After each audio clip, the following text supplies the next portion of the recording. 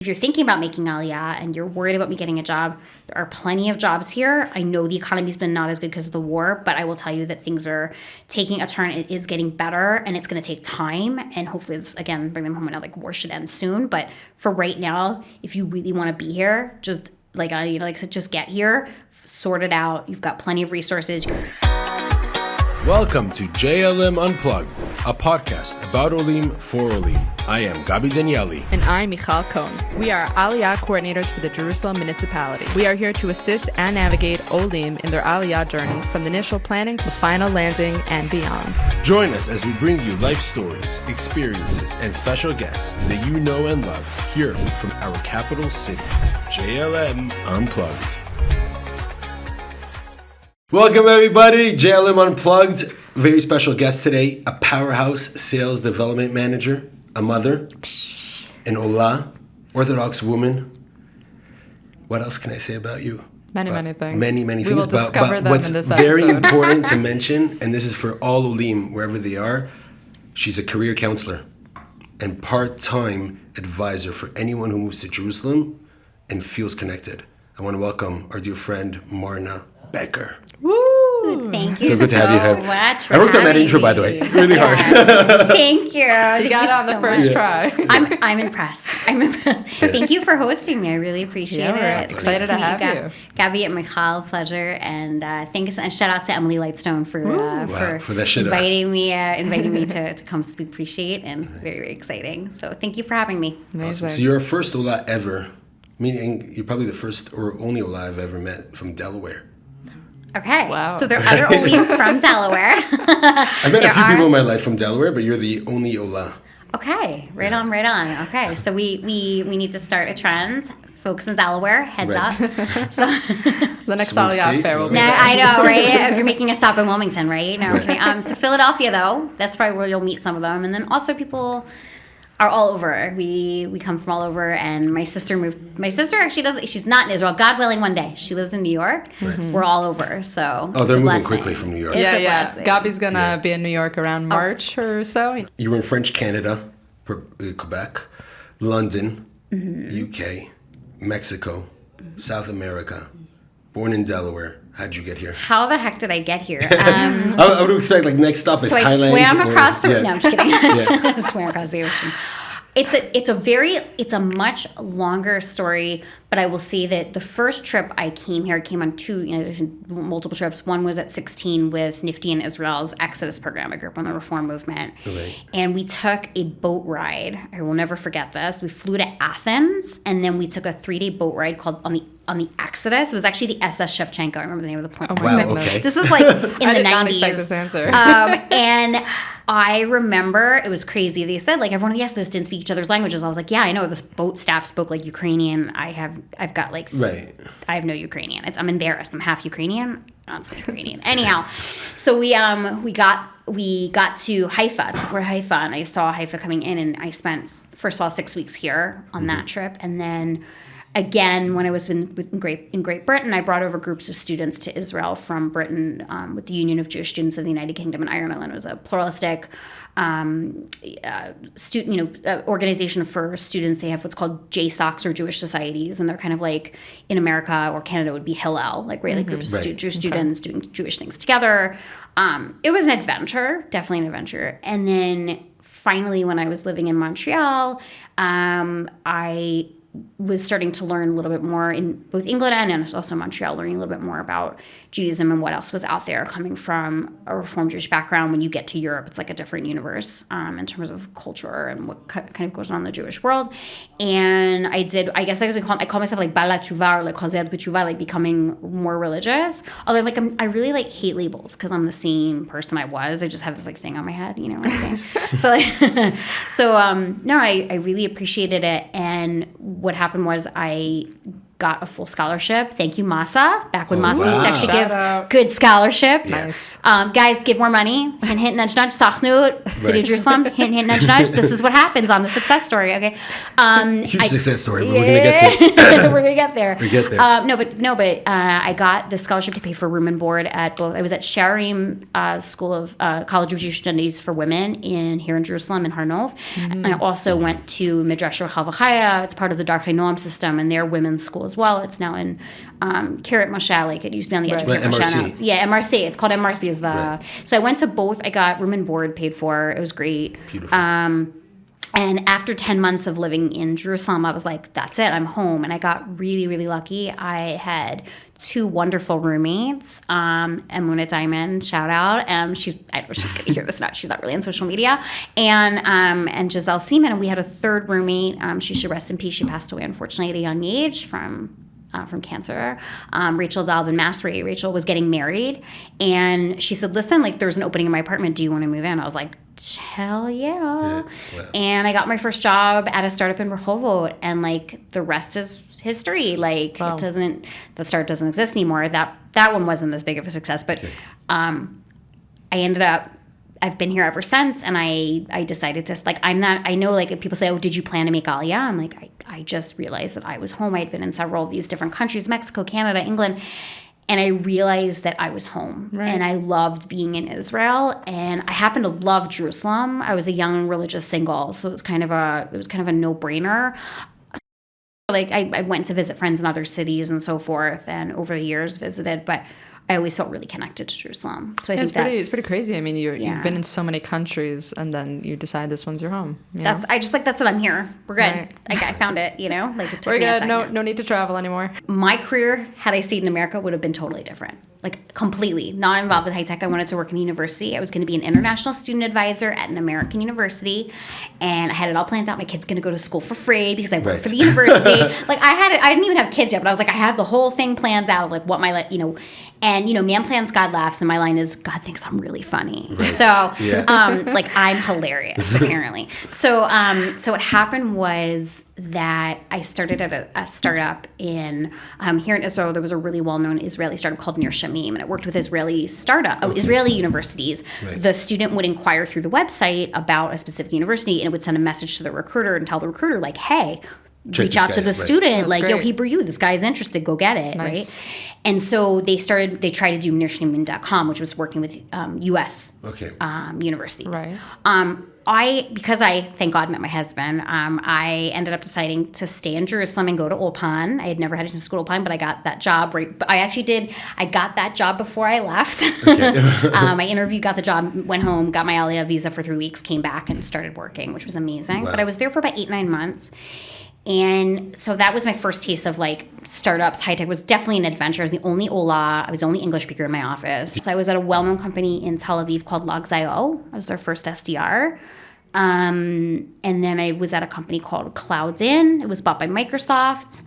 From there, I was at Sea Lights. It was recently bought by Tricentis. That's number 3. And I also worked at Gavidi, which is a really company we were out of Tel Aviv, Ramat Gan area, actually. So I'd say, give it time, Ramat Gan. And the people in Ramat Gan are going, but we're a separate entity. Yeah, I understand. You think you are. Just go over that bridge. No, I'm kidding. And I'm getting in trouble. Like, it's a Jerusalem podcast. No, it's good because what people have to realize is like high tech is coming now to Jerusalem. Yeah, it is. Companies we're going to talk about it. We're going to get there. Yeah, lots of companies. And then I'm now working in UserWay, which was just recently bought by Level Access. I'm really proud of that. 4 acquisitions. Nice. Thank you very much. Luck. It's the first time I'm saying that publicly, that I have helped 4 companies get to acquisition. I know I make jokes. I'm like, it was all this one person. Right. No, I'm just kidding. Working as a community to get to that point. So UserWay was bought by Level Access. And so we are now working mostly from home. We used to go into the office to Herzliya once a week, but we, since the Tuesday before Rosh Hashanah, which was, maybe I shouldn't joke about it or not, but I say like the collective near-death experience from Iran. Thank you. Right. We decided that remote is remote was a little, well, it's just easier, and a lot of these folks I now have like Millennium wives on my team. I just had my coworker Mariel she just had her baby, Mazel Tov. So we just have a lot of we just thought it it was much more convenient, and also we now are working in I'm very, very pro remote work right now for a lot of different reasons. It's changed my way of life, and now I've worked American hours for the last 10 years as an SDR. I work 2 to 11. So like I tell people the Thursday night before I gave birth to my son at Shaarei Tzedek, born in Jerusalem. My son is born in Jerusalem. Sorry, Sabra. Thank you, in Jerusalem. Sorry, it's a Jerusalem podcast. Gotta get that in. Before he was born at Shaarei Tzedek, 7 weeks early, because he's a troublemaker like his mother. That Thursday night, I drove back at like midnight, and that was Thursday night. It was midnight, fell asleep, went to bed, got up the next day, got ready for Shabbos. And birth. And no, I lit my candles, and my water broke. Like, it wasn't like on TV, like, where he's like, whoa.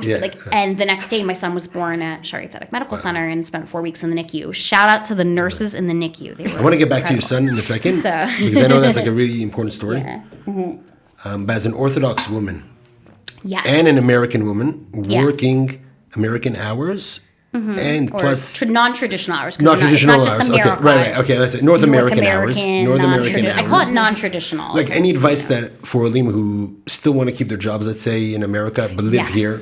Yes. So definitely. And for especially Orthodox women. A lot of our viewers are Orthodox women who do work, who do go out, who are not just teachers, let's say. Nothing wrong with teachers. My mother's a teacher. I love teachers. But want to go into the business world, high-tech world, fintech world. Yeah, I say good save. My husband works as a teacher too. I was a teacher at YU for 12 years. There you go. Good save. Good save. So I said that I would say that I know that there are very specific roles that it's easy to bring a job over. Right now, I know a lot of companies there have been more companies, especially now in the days of remote work, again, like post-COVID, that and now especially in the middle of the war, that companies are becoming more cognizant of the fact that from a business perspective, it doesn't make sense to make people come into an office 5 days a week, because you lose time on commuting, you lose people lose quality of life. You know, like I said, I talked about my son, but also my husband. Like, to have more time with my family. The fact I can do this podcast and then go back and like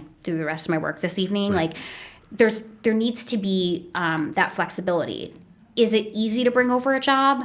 Look, obviously there's certain jobs you can't bring over or that aren't going to translate. If you don't have strong Hebrew and you're a social worker, good luck to you. Okay? No, 100%. Or like a doctor, you need to have at least, I know right now, this is my other shortage rant. I'll talk doctors. to you about my rant about the shortage of doctors. But if you're a doctor, right now we have a shortage of doctors and nurses. So we have programs where you can train up more quickly, but you need to get your Hebrew to certain levels. So you can easily find a job here in certain fields in the medical field. But there are certain jobs that are super competitive right now, and it is harder to bring over a job. We have to be realistic about it. But if you speak to your employer in America and go, look, especially if your employer happens to be pro-Israel or Jewish now, they're probably going to say, and they value your work and you're highly valued and you have very specific skill set, and you're going to cause them a loss if you get lost, God forbid. What do you have to lose by speaking to your employer? What are they going to say? No? Like, before you make Aliyah, when you're making your plan, if you know that you have a plan to make Aliyah and you're not like the idiot like me that went, you know what, I think I'm just going to move now. But if you have a family and you know you have to support your family, so speak to your employer. Every answer to a question, the answer to every question is no unless you ask it, right? Like Wayne Gretzky used to, I know there's different debates on who actually said this, but it says like you miss 100% of the shots you don't take. Yeah. So like it's Wayne Gretzky. There's a few other people I know that. Yeah, they say Michael Jordan, but we'll go with number 99. I like 99. I like 20. I like 23 too. But so I always just say that. Take that chance and ask the question, because you don't know what the answer is going to be. And if you have an opportunity, that's great. Advice. I will say, though, that there's something to be said for those of us that started our life here and also disconnected and became part more of the Israeli startup scene / like culturally how to integrate here. It's been really amazing. I've met a lot of incredible people in my time here, and I think there were definitely benefits to me letting go. And, I do come from a really small community, and, like, I didn't have the same infrastructure, and I also made Aliyah without a job. And, like, I had the job that I got once I got here. But And as an Orthodox woman working in the high-tech companies here in Israel? So I do a lot of mentoring with women. When I started at Gaviti, I went to make my first hire as a manager, and there were no women to hire in sales. I was like, what the heck? So there's a program through Nefesh B'Nefesh, headquartered in Jerusalem. Sorry, I got the Jerusalem thing in there. Sorry, hit the table. Headquartered in Jerusalem. And they do this program called salesclass.co, not .com. It's not a typo. And I'm not a member of the team that started that or that is an instructor there, but I will say that I pushed women through that program because I said, in terms of mentoring, because I said we need more women in sales because this is something that we're genuinely good at, and we're the women in this field that's been predominantly, this is not Glengarry Glen Ross. You ever seen that film? There's like only men in it, right? So I said no, we're 12 Angry Men. Yeah. So I now, thank God, I have a team of 10 women, 1 man. I'm very proud of that. Wow. We're our offices so much like that. I think I'm the only man. but it's becoming more. I'm really proud of that. But I would say it's becoming more as an accepted role to be able to do non-traditional hours to support women who are Orthodox women or non-Orthodox women who want to have life. And people used to say to me like, well, how does that work out for you? And I'm like, well, how does your day job work out for you during your traditional daytime hours? This is what worked for my family, so why judge me? And also for women, I do a lot of mentoring with just women in general in the workforce. And one of the things a woman came to me once and said like, well, what do I wear on my head for an interview? And I said, well, what are you comfortable in? And she's like, well, I sometimes wear tails and I wear hats. And I was like, dude, wear what you're comfortable in. I said, like, if they care more about what's on your head than what's under it, like, do you really want to work there anyhow? Yeah. So wow. I'm just very, I'm very cognizant of the fact that there's still, especially when I started out in high tech, like I said, about 10, 12 years ago when I started from the marketing side, that things look different, that there were not as many. You couldn't find like Mahadran restaurants in Tel Aviv, that you couldn't find like, it became a real, I was in a company where I was the only covered head at all. Like not even like headband, whatever, like just stem, covered head. So I think it's very, very important to recognize that diversity is part of Jerusalem too. Yeah. And I feel like that's another reason I live now in Armon, and it's even we haven't left, is I love that my son is being raised around all different people. Religious, non-religious, Jewish, non-Jewish, all different flavors of Judaism. That's how I grew up. And I grew up mostly around non-Jewish people because, hello, Delaware. Right. Like how my friends are like, I've never met a Jew from Delaware. It's a micro version of all of Israel in one, or all of Judaism in one. Yeah. You have open Orthodox, egalitarian, Reform there even.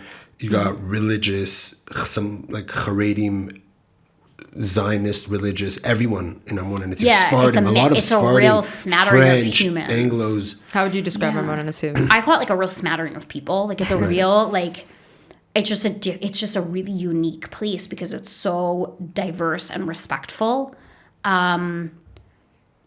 By far, I don't think there's any place in the world that's a perfect community.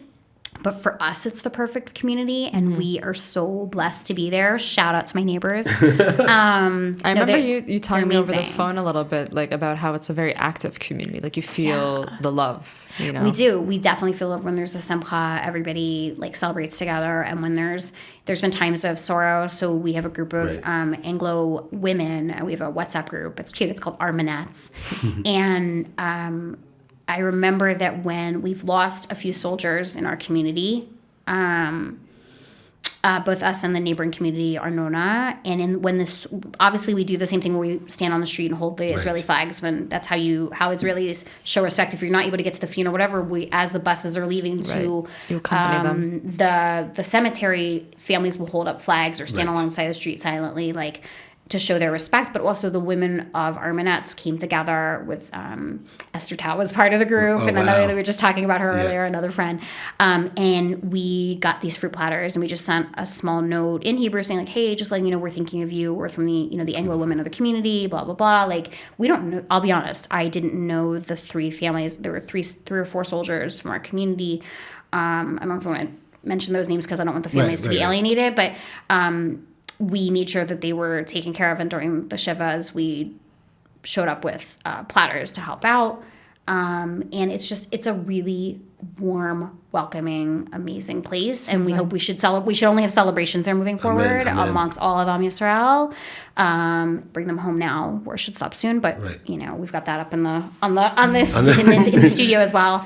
We want redemption, full redemption. 100%. And it's just a great community. Like I just feel very blessed that we landed in such a unique and beautiful place that was like, I'll be frank, still affordable as well. Because Jerusalem, for sure. We'll talk a little about like how we make a living in Jerusalem and how do we. It's miracles. You're living in miracles. It's the Mariah Carey song. Believe in miracles. Right. True. This too, but also there's also the realistic like day to day of just how do we get on, and I think it's by helping each other, and that's really also why we're in Armona Netziv, because the people there are so willing to always help each other, and that was something that was important. If I can ask, when you were doing the commutes, because you're saying now you work more from home, when you were doing the commutes out of the city, was there a point where you felt, maybe it is too much to live in Jerusalem and I should move out, or was there something keeping you here and making it worth it?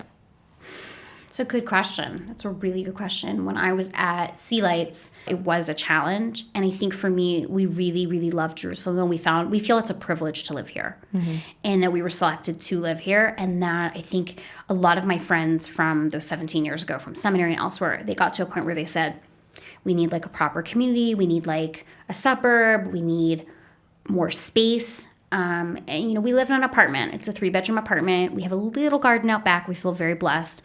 We've got great parks in Jerusalem. Armona Netziv just got some really crazy parks. We got one that makes that's sort of like the one in Gan Soccer, not that big, but that same style. Holler, that's amazing. And we feel very blessed that we have these opportunities and options. And the thing about my son is we were told when he was born he may be disabled, and we wanted to make sure he had different schooling options. And that's a big thing that kept us in Jerusalem. Was like I saw a lot of my friends in other cities, their kids got to like 12, 13 years old, and they're like, that's it, going to yeshiva in a different city. And like for some kids that's great, but like he wasn't even born yet. Like I didn't know what I was going to do with my kid. So that was a big pull for us to stay here, was those educational opportunities, was the community, was the fact that we had a lot of Hevra here. We've got friends all over the country. We almost moved to Neve Sha'anan in Haifa. We almost moved to Rehovot several times. We have a lot of Hevra there and really like the vibe there. But there was just something that kept bringing us back to Jerusalem. I'm going to be realistic. It is more expensive, but as a place to get started, in particular for young families and for young singles, there's usually 2 places a lot of young singles go, right? Jerusalem and Tel Aviv, right? Like, and people say like the divide is religious, non-religious. Although now there's like a religious community in Tel Aviv, and there's also like a Hevra out here. That's like now, totally now the divide is the humidity. Yeah, right. At least for me. Say it again. Sorry. The humidity for me. Humidity too. That's also right. Right. Preach on. My husband is like not born for heat, and I was like, we are definitely like that's why we love him. No joke. Everyone's like, if we move to Rehovot, I have to like peel him off the sidewalk in the summer. Have you been to Rehovot in the summer? Let's not go there. Yeah. Okay. Sorry, I don't my husband actually he commutes to Tel Aviv 3 times a week. Okay. He also works in like a startup. It's called Orbs. Nice. It's like cryptocurrency. Okay. I don't think he regrets at all that we live here. I think every time we like happen to be in Tel Aviv for Shabbat, we're reminded of the humidity, and we're like, okay, you know what, train ride's not so bad. Nice, no, 100%. And I there is something you said now. The Navon train was a big game changer. Huge. Even though living in Armona Netziv, the hard part is getting across town to the station. But the word on the street, I wanted to bring this up, is that they're talking about extending the train to the first station. Holla, let's hope that happens soon, please. That's fire. But like tomorrow, please do that, because when I got married, the first year we were married, like they were 5 o'clock in the morning, they're like jackhammering building that light rail, and then all of a sudden from Kiryat Moshe to the Shuk was like nothing. And I was like, this is amazing. So I know it's a mess now, y'all, but I'm telling you, the light rail will also be life changing. I can't wait to see it, honestly. Yeah, and I want to talk about like when all the businesses. So I was part of a group called the Jerusalem Business Networking Forum. Okay. I was the youngest member of that what is group. That, it was the predecessor to Made in JLM. Okay. And the organizations that were really working hard, like I worked with Harley, that you mentioned earlier in the conversation, with the Jerusalem Development Authority. I never say it correctly in Hebrew either, so don't worry. I loved. But I love being able to build up and bring business to Jerusalem. We used to do once a month events and talk a little bit more about the communities and the old businesses, the people who have brought business to Jerusalem. And one of the things that I want to know is like, when are all those buildings near the Knesset Ear, the entrance of the city, going to be like, hello, like where are the businesses? When are we starting? Let's go. Because we've been talking about it for 17 years. And JBNF was run by people that were a generation like older than me. I was the same age as like some of their kids, and unfortunately it went under. I was like 28 or 29 when I was started on the board there, and we're finally closing it up now. Like we're officially closing the nonprofit, but I have to say it, but I've been waiting, because for us, I'm very blessed in that I don't have to commute much, but it is true that a lot of people are like, oh, if you have to work in high tech, you have to commute. And it is one of those, I hate to say once it. these It's buildings kinda are like up, one of it'll be- I was like, oh, where are the businesses that are going to like take those up? Right. Y'all, we're going to give you deals. Move here, Right. please. Right. Like startups, bring it on. And also the parking that's going to be in that area, so that if you do have a Underground car in the park, city, yeah. So a neighbor drive of mine there. in Armona Steve, I was mentioning to you guys, he's on the team that's building the park and ride, the garage underneath the Navone train Right. station. I am so excited about that. Yeah, it's Yeah. very special. And that'll be a game changer as well. We do have one at Herzl, but the problem is you still have to like take the train a few stops, and you still Yeah. end up sitting in traffic and Yeah. Lumashana. So the great part about being in Jerusalem is people come here. When I have friends who come from abroad, they always stop because like they go to the Right. Kotel or they go Right. to the Israel Museum or they go to name that landmark. And I feel like we have a responsibility here to be like, hey, let's create. And so more businesses are being created here. I Right. see a lot more small business owners. We try to support local business whenever we can. You were touching upon earlier a little bit about like commuting and how a lot of these high tech or just tech jobs are in Tel Aviv or in different cities. And honestly, I feel like a lot of Olim who know before they make Aliyah or even once they make Aliyah that they do want probably to commute out of the city, and they're worried about it, or they want any tips or what resources are. I'm curious, just from your experience and also from all the Olim that you've helped, you know, what do you have to say to Olim that are going to be in that situation? As far as the community goes and tips I can give, number one, you can definitely start networking before you get here, but I always say that it's easier to find a job once you've made Aliyah. Right. There's been too many people who say, like, in the days before COVID and the days before, a lot of people say, oh, make Aliyah, and then if I have a job, And what happened was the Aliyah wouldn't go through for some other reason. God forbid, I had a friend who had a family emergency, another friend, the job fell through. Like, whatever the case was, and what happens is it leaves, you have to remember, coming from the perspective of the employer, it leaves the employer in a lurch. They Right. need to fill that slot, and then your Aliyah doesn't go through. And like, so they started not selecting Olim for jobs until they actually physically Right. got here. And unfortunately, that still exists. So if you're thinking about making Aliyah and you're worried about me getting a job, there are plenty of jobs here. I know the economy's been not as good because of the war, but I will tell you that things are taking a turn. It is getting better, and it's going to take time. And hopefully, it's, again, bring them home. And like, war should end soon. But for right now, if you really want to be here, just like like I said, just get here, sort it out. You've got plenty of resources. You got the amazing Jerusalem folks and Jerusalem Aliyah advisors here, Gabby, Michal, and Emily, and shout out to the team there. Yeah. And people like me who are willing to help. There's plenty of opportunities. I would also say the best, another tip I can give, so networking in your field, as I said before, this is something that a lot of people think a little bit weird. I said, if you find someone in your field who's also job hunting in the same field, you would say like, well, why should I hook up with someone who's my competition? Number one, God runs the world, not you, and they're not your competition. Beautiful. There's Yes. somebody else who is also just in, they have there's a job for you and a job for them. And it turns out that when you are looking for something, maybe they'll speak to a recruiter who says like, hey, I've got this great job. Like, listen, this isn't for me, but like, listen, you should talk to my friend Marna. Right. She might be a better person for this role. So a lot of times I tell people, hook up with the people that might be your competition or who would be job hunting alongside you. And also the other thing, I once went to an interview when I was a marketer. It was for a hotel here in Jerusalem. And this gentleman, I said to him, he goes, do you have any questions for me? He got to the end of the interview and I said, yes. I said, I'm not the right person for this job. And the guy's like, what? I'm like, I'm not the right person, but I know the person who is. Can I contact him and can I contact the recruiter and send him? Now, this gentleman already had a job, but the recruiter loved me. This guy loved me. And the guy who I wanted to suggest was like, that's awesome. This gentleman called me 3 years later. The guy that I was interviewing with, he's like, I want to hire you right now. I was like, why? And he's like, you didn't waste my time. Wow. And I was like, oh my, so if you know you're not in the right place or you're looking to change careers I wouldn't say make those decisions on the spot. A lot of people make Aliyah they overthink things or they overanalyze.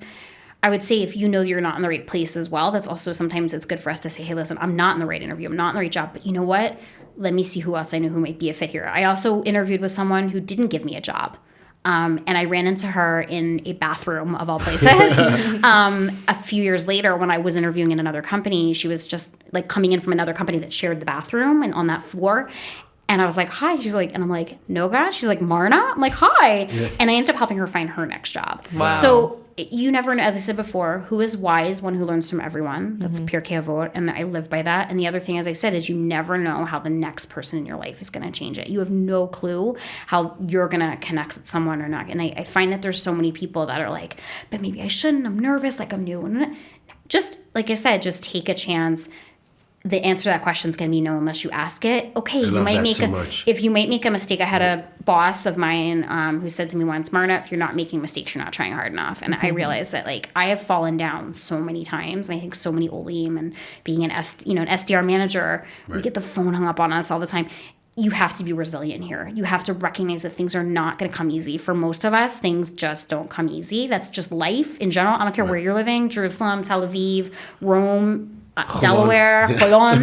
Yeah, we talk about Holon. Yeah. It's not going to be easy, but if you're willing to like take a chance and look straight forward and straight ahead, see what opportunities. Again, there's so many opportunities I've had in Jerusalem. I was in a feature film here once as an extra, and I met a friend there who I ended up being at her wedding, and then she was pregnant at the same time I was pregnant, and then I've also, like I said before, I started a business. Like there's all these things that I think if I hadn't come to Jerusalem and taken that chance and spoken to that person, that I wouldn't have these connections that I've had, and I've made a concerted effort to also maintain those relationships too. And I think that's also something that's great about Jerusalem is it's kind of like a small town, even though it's a big city, that we have that ability to create those connections with people. And the people from Ulpan, Etzion, all like when they first got here, like, oh, I lived there. Like so many of my coworkers, she lives in Renana. She's like, I lived there when I got to Israel. I was like, really? She's like, yeah. Like she's like totally different background. She's from New York, didn't grow up religious, also like an opportunity, like different background.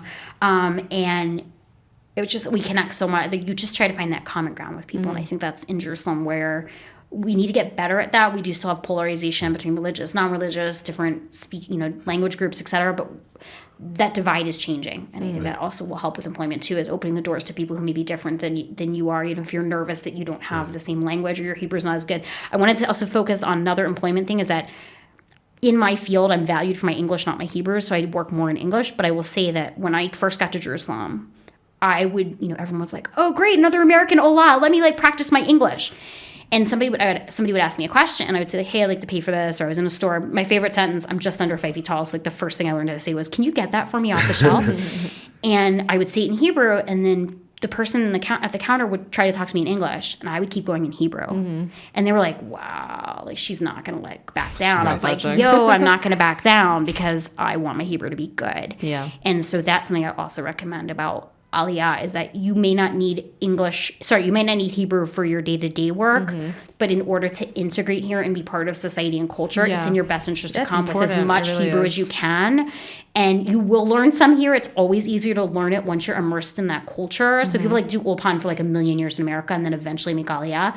But it's the people that like make the effort to actually completely get in front of an Israeli and totally F up something and have the Israeli laugh in their face that gets the respect though from that Israeli, rather than like, and trust me, my Hebrew grammar needs some serious work, and my Hebrew's still not totally fluent, but I really recommend, if you want to make Aliyah, please make an effort to go to Ulpan first. That's why they give you the free voucher, whatever city you make Aliyah to. But in Jerusalem, Ulpan Morasha, shout out.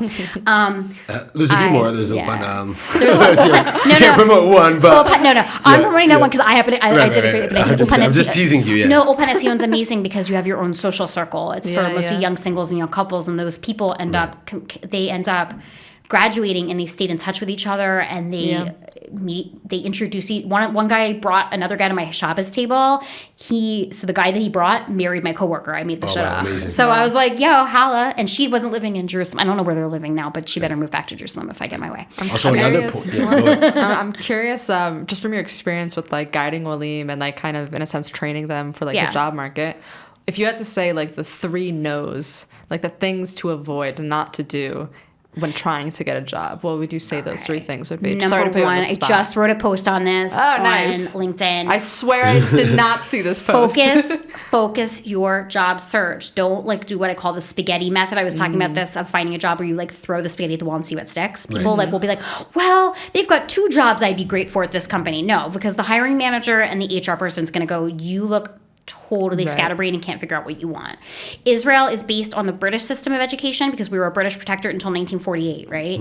So that education system, when they go to high school, they already do they call these things called like GCSEs and A-levels and O-levels and ABCD. So when they get to their undergrad degree, they're already like at a master's degree level in whatever they're studying. So the education is very similar here. Yes, they want a jack of all trades, but they need you to focus on. It's more focused, right? It's definitely more focused. That's number one. That's one no, is focus that job search. Like don't start throwing, Number 2, If you want, and I would say always like, okay, it's great to find jobs on LinkedIn, on those places, but try to find connections at companies. See if there's somebody who's willing to talk to you more about the company culture. Make sure you're going to the right company that you know you should be in, that should be a good fit for you. And maybe that person can make an introduction. We have something here in Israel called Chaver Mivi Chaver, where that person will get like a prize. Like if you are in the job for 90 days, just as like a recruiter would get paid for, for placing you. So that person sometimes gets a gift. I will say at one of the companies I worked for, they didn't want to give us cash. And my husband and I were talking about getting a dishwasher. Got a dishwasher for one person and a self-cleaning oven for the other. Nice. Thank you. Nice. Unfortunately, that company was not in Jerusalem. I'm sorry, but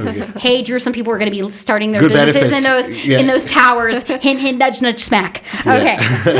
So that's wash. Yeah, hint, hint. So I feel very there was a big blessing. So I'm saying that's a great way to get, don't just like throw resumes at companies and hope that LinkedIn. Mm-hmm. And the third one is the third no would be. I would just say don't give up. Don't sit there and say, okay, I see the job posted a third time and a fourth. If that's not the job for you, continue to look forward, not back, meaning learn from that experience. And also I've had the true story. I know someone in Jerusalem who got, she never got a response back that you deserve. So she wrote an email that I recommend saying, hey, what are the next steps of the process? Are only suitable candidates being contacted? They contacted her back. And they said, we're really sorry, we actually lost your resume. I won't say what organization it is, but it's in Jerusalem.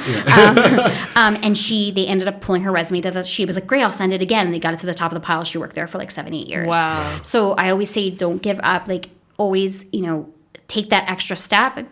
Be realistic about how much time. Like don't follow up 2 days later. Like this was like 2 weeks later when she was like, I haven't heard back from these people. Mm-hmm. But you also always deserve an answer. If you go in for an interview, whether it be on Zoom or Teams or Google, or if you go in person, you should be getting a response back. It's very disrespectful. And think about this: if you're not treated well by a company before you're in front, like before they're paying you, imagine how they're going to treat you once they are paying you. So if you see something that's a red flag, identify it right away. And I say that for people in Jerusalem and elsewhere, but that's a good one across the board. Sorry, I just tapped the table. 100%. Thank you so much. Thank it was such you. an honor to have you here. So Thank much you. wealth. It's an honor to be a guest here. Thank you guys. So awesome. Thank you so much.